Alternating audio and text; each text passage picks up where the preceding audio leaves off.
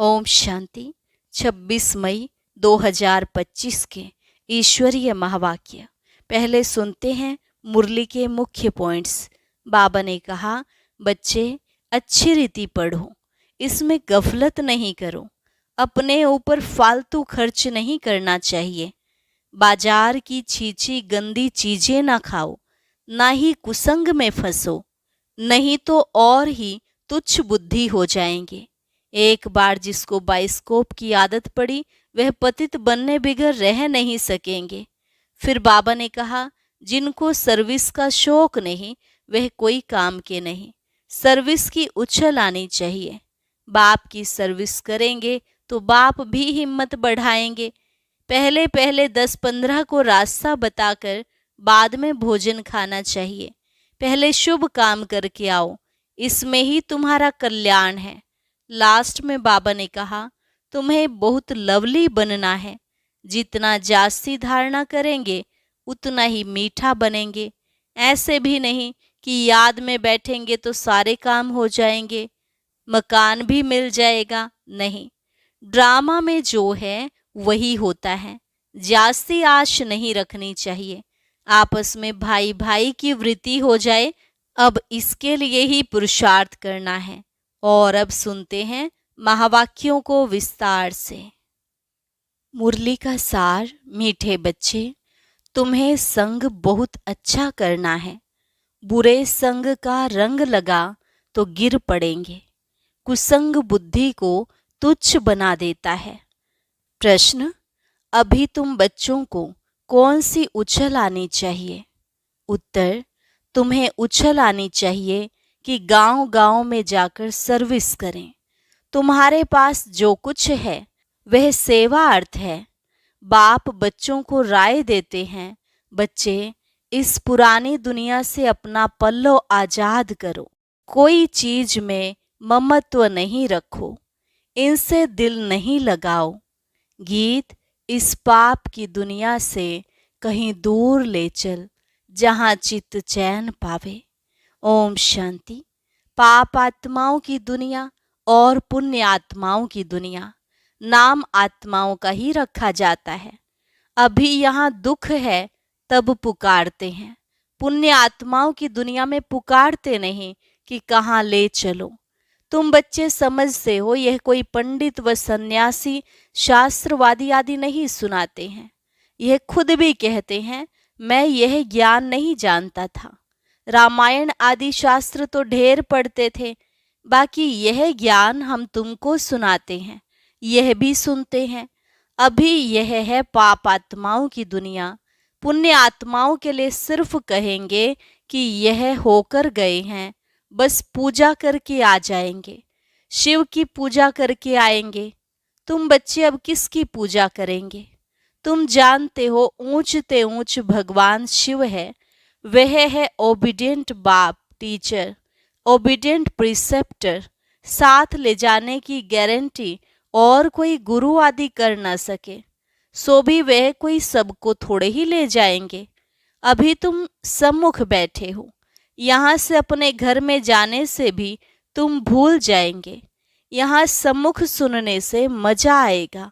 बाप घड़ी घड़ी कहते हैं, बच्चे अच्छी रीति पढ़ो, इसमें गफलत नहीं करो, कुसंग में नहीं फंसो, नहीं तो और ही तुच्छ बुद्धि हो जाएंगे।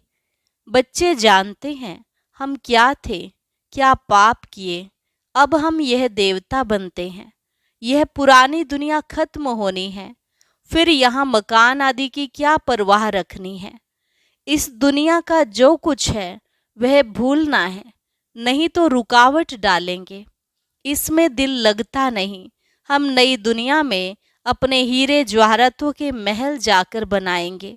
यहाँ के पैसे आदि कोई चीज अच्छी लगती होगी तो शरीर छोड़ते समय उसमें मोह चला जाएगा। हमारा हमारा करेंगे तो वह पिछाड़ी में सामने आ जाएगा।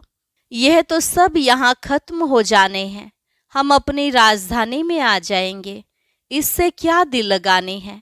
वहाँ बहुत सुख रहता है, नाम ही है स्वर्ग। अभी हम चले अपने वतन।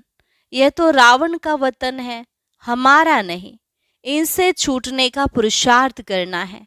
पुरानी दुनिया से पल्लव आजाद कराते हैं, इसलिए बाप कहते हैं कोई चीज में ममत्व नहीं रखो। पेट कोई जास्ती नहीं मांगता, फालतू चीजों पर खर्चा बहुत होता है। तुम बच्चों को सर्विस करने के लिए उछल आनी चाहिए। कई बच्चे हैं जिनको गांव-गांव में सर्विस करने का शौक है। बाकी जिसको सर्विस का शौक नहीं, उन्हें क्या काम के कहेंगे। जैसे बाप वैसे बच्चों को बनना चाहिए। बाप का ही परिचय देना है। बाप को याद करो और बाप से वर्षा लो। बच्चों को शौक होता हम बाबा की सर्विस पर जाते हैं, तो बाप भी हिम्मत बढ़ाते हैं। बाप आए हैं सर्विस पर, सर्विस के लिए सब कुछ है। यह तो बाप का परिचय सबको देना है। बाप एक ही है। भारत में आया था। भारत में देवताओं का राज्य था।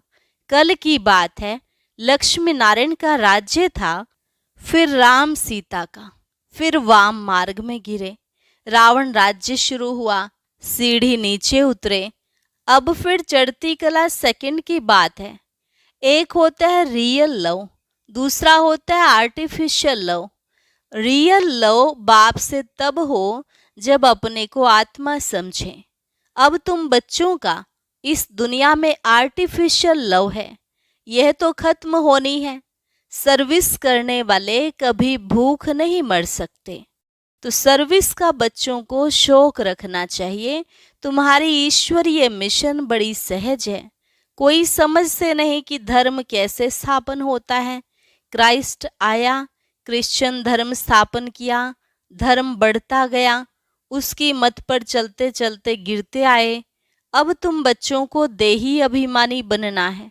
आधा कल्प रावण राज्य में हम बाप को भूल गए। अब बाप ने आकर सुजाग किया है। बाबा कहते ड्रामा अनुसार तुमको गिरना ही था, तुम्हारा भी दोष नहीं। रावण राज्य में दुनिया की ऐसी हालत हो जाती है। बाप कहते हैं अब मैं आया हूँ पढ़ाने, तुम फिर से अपनी राजाई लो। मैं और कोई तकलीफ नहीं देता हूँ। एक तो बाजार की छीछी गंदी चीजें ना खाओ, और दूसरा मामेकम याद करो। अभी तुम बच्चे जानते हो यह ड्रामा का चक्र है जो फिर रिपीट होगा। तुम्हारी बुद्धि में ड्रामा के आदि मध्य अंत का ज्ञान है। तुम कोई को भी समझा सकते हो। पहले तो बाप की याद रहनी चाहिए। सर्विस के लिए आपस में मिलकर साथी बना लेना चाहिए। माताओं को भी निकलना चाहिए, इसमें डरने की कोई बात नहीं है। चित्र आदि सब तुमको मिलेंगे। तुम्हारी सर्विस जास्ती होगी। कहेंगे आप चले जाते हो, फिर हमको कौन सिखाएंगे। बोलो हम सर्विस करने के लिए तैयार हैं। मकान आदि का प्रबंध करो। बहुतों के कल्याण अर्थ निमित्त बन जाएंगे। बाबा सर्विस का उमंग दिलाते हैं। बच्चों में हिम्मत है तो सर्विस भी बढ़ती है। यह कोई मेला नहीं है जो 10-15 दिन मेला चला और फिर खलास। यह मेला तो चलता ही रहता है। यहाँ आत्माओं और परमात्मा का मिलन होता है, जिसको ही सच्चा मेला कहा जाता है। वह तो अभी चल ही रहा है। मेला बंद तब होगा जब सर्विस पूरी होगी। ड्रामानुसार बच्चों को सर्विस का बड़ा शौक चाहिए। जो बेहद के बाप में नॉलेज है, वह बच्चों की बुद्धि में है। ऊंचते ऊंच बाप से हम कितना ऊंच बनते आए हैं। ऐसे ऐसे अपने से बातें करनी है, आपस में सेमिनार करना है। बाबा से राय लेकर सर्विस में लग जाओ। कोई मदद की दरकार हो तो बाबा दूल्हे लाल बैठा है। ये सब ड्रामा में नोंद है। फिक्र की कोई बात नहीं, नहीं तो स्थापना कैसे होगी। दूसरी बात यह भी है, जो करेगा वह पाएगा। अभी तुम बच्चे पत्थर बुद्धि से हीरे जैसा बनते हो। बाप ज्ञान से इतना सीधा करते, माया फिर नाक से पकड़कर पीठ दिला देती है। तुम बच्चों को संग बड़ा अच्छा करना चाहिए। बुरे संग का रंग लगने से गिर पड़ेंगे। बाबा बाइस्कोप सिनेमा आदि देखने की मना करते हैं। जिसको बाइस्कोप की आदत पड़ी वे पतित बनने बिगर रह नहीं सकेंगे। यहाँ हर एक की एक्टिविटी डर्टी है, नाम ही है वैशाल्य। बाप शिवालय स्थापन कर रहे हैं, वैशाल्य को पूरी आग लगनी है। कुंभकर्ण जैसे आसुरी नींद में सोए पड़े हैं। तुम समझते हो कि हम शिवालय में जा रहे हैं। पहले हम भी बंदर सदृश्य थे। इस पर रामायण में भी कहानी है। अभी तुम बाप के मददगार बने हो। तुम अपनी शक्ति से राज्य स्थापन कर रहे हो, फिर यह रावण राज्य खलास हो जाना है। तुम बच्चों को अनेक प्रकार की युक्तियां बताते रहते हैं। किसको दान नहीं करेंगे तो फल भी कैसे मिलेगा। पहले पहले 10-15 को रास्ता बताकर फिर बाद में भोजन खाना चाहिए। पहले शुभ काम करके आओ, इसमें ही तुम्हारा कल्याण है। कोई भी देहधारी को याद नहीं करो। यह तो पतित दुनिया है। पतित पावन एक बाप को याद करो तो पावन दुनिया के मालिक बन जाएंगे। अंतमति सो गति हो जाएगी। तो किसी न किसी को संदेश सुनाकर फिर आए भोजन खाना चाहिए। तुम सबको यही बताते रहो कि बाप को याद करने से इतना ऊंच बन जाएंगे। अच्छा, मीठे मीठे सिकिलधे बच्चों प्रति माता पिता बाप दादा का याद प्यार और गुड मॉर्निंग। रूहानी बाप की रूहानी बच्चों को नमस्ते। रूहानी बच्चों की रूहानी बाप दादा को नमस्ते नमस्ते, गुड मॉर्निंग। शुक्रिया बाबा, शुक्रिया। और अभी रात्रि क्लास 17 मार्च 1968। कभी भी कोई भाषण आदि करना हो तो आपस में मिलकर 2-4 बारी रिहर्सल करो, पॉइंट्स एडिशन करेक्शन कर तैयार करो, तो फिर रिफाइन भाषण करेंगे। मूल एक बात पर, गीता के भगवान पर ही तुमने विजय पाई तो फिर सभी बातों में विजय हो जाएगी। इसके लिए कॉन्फ्रेंस तो होगी ना। समझते रहेंगे झाड़ की वृद्धि तो जरूर होनी है। माया के तूफान तो सभी को लगते हैं। अक्सर करके लिखते हैं बाबा हमने काम की चमाट खाई। इसको कहा जाता है की कमाई चट। क्रोध आदि किया तो कहेंगे कुछ घाटा पड़ा। इसके लिए समझाना पड़ता है। काम पर जीत पहन जगत जीत बनते हैं। काम से हारे हार होती है। काम से हारने वाले की कमाई चट हो जाती है, दंड पड़ जाता है। मंजिल बहुत बड़ी है, इसलिए बड़ी खबरदारी रखनी पड़ती है। तुम बच्चे जानते हो 5000 वर्ष पहले भी हमको बादशाही मिली थी। अभी फिर से दैवी राजधानी स्थापन हो रही है। इस पढ़ाई से हम उस राजधानी में जाते हैं। सारा मदार है पढ़ाई पर। पढ़ाई और धारणा से ही बाप समान बनेंगे। रजिस्टर भी चाहिए ना, जो मालूम पड़े कितनों को आप समान बनाया। जितना जास्ती धारणा करेंगे उतना ही मीठा बनेंगे। बहुत लवली बच्चे चाहिए। तुम बच्चों के लिए ही वह दिन आया आज, जिसके लिए मनुष्य बहुत कोशिश करते हैं कि मुक्ति में जावें। बाप सभी को इकट्ठा ही मुक्ति जीवन मुक्ति देते हैं। जो देवता बनने का पुरुषार्थ करते हैं वही जीवन मुक्ति में आएंगे, बाकी सभी मुक्ति में जाएंगे। हिसाब एक्यूरेट नहीं निकाल सकते। कोई तो रहेंगे भी, विनाश का साक्षात्कार करेंगे। यह सुहावना समय भी देखेंगे। हर बात में पुरुषार्थ करना होता है। ऐसे भी नहीं याद में बैठेंगे तो काम हो जाएगा, मकान मिल जाएगा, नहीं। वह तो ड्रामा में जो है वही होता है। आश नहीं रखनी चाहिए, पुरुषार्थ करना होता है। बाकी होता तो वही है जो ड्रामा में नोंद है। आगे चल तुम्हारी वृत्ति भी भाई भाई की हो जाएगी। जितना पुरुषार्थ करेंगे उतना वह वृत्ति रहेगी। हम अशरीरी आए थे, 84 जन्म का चक्र पूरा किया। अब बाप कहते हैं कर्मातीत अवस्था में जाना है। तुमको वास्तव में किसी से भी शास्त्रों आदि पर विवाद करने की दरकार नहीं है। मूल बात है ही याद की, और सृष्टि के आदि मध्य अंत को समझना है। चक्रवर्ती राजा बनना है। इस चक्र को ही सिर्फ समझना है, इनका ही गायन है सेकंड में जीवन मुक्ति। तुम बच्चों को वंडर लगता होगा, आधा कल्प भक्ति चलती है, ज्ञान रिंचक नहीं, ज्ञान है ही बाप के पास, बाप द्वारा ही जानना है।